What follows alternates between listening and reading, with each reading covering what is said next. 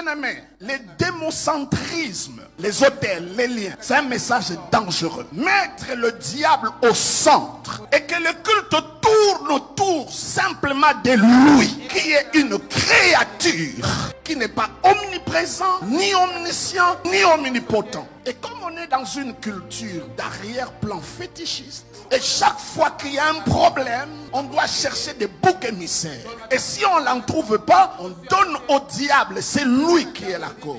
Il y a les démocentristes et il y a les anthropocentristes. En fait, ce sont des coachs de développement personnel maquillés autour des versets bibliques. Et comme cela se fait sous les émotions, vous savez, nous avons une conscience. Et le dépôt de notre conscience, c'est la subconscience. Mais avant que la subconscience capte, il faut que cela passe par le filtre. Et dès que ça se dépose dans la subconscience, on t'a convaincu que tu es lié. C'est tellement descendu de la conscience, sous les émotions, ça passe dans la subconscience, mais bien aimé, ça s'installe. Même quand tu es intellectuel, tu crois à des choses horribles. Parce que c'est là, dans ta subconscience, c'est assis, c'est passé par le filtre de la conscience, et ça s'installe, mes bien-aimés.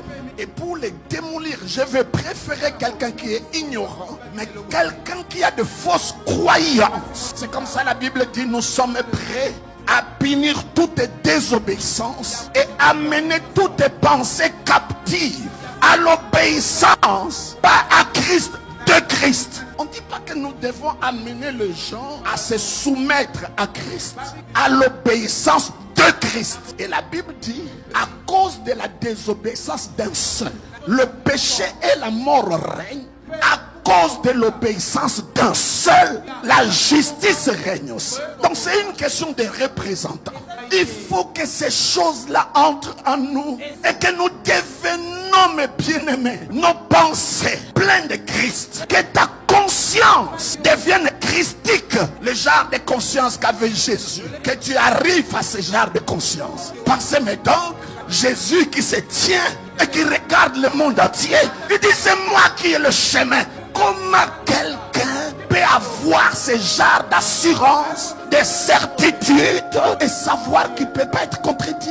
Quelle conscience? Mais où est-ce qu'on a mis notre conscience? Parce que la Bible dit, combattez le bon combat de la foi en gardant la foi. Et il parle de ceux qui ont perdu la conscience. Et à cause de cela, ils ont fait le naufrage à la foi. Quand on parle de naufrage, c'est quand l'eau entre à l'intérieur que le bateau peut se naufrager, ou bien à cause d'un accident. Ils disent ils ont fait naufrage à la foi. Naufrage à la foi. Pourquoi la foi fait naufrage? C'est parce qu'ils n'ont pas la conscience. Bien aimé, les choses pour lesquelles tu es conscient, c'est ça qui va bâtir ta foi. Si tu es conscient de Christ, ce qu'il est pour toi, c'est ça qui va bâtir ta foi.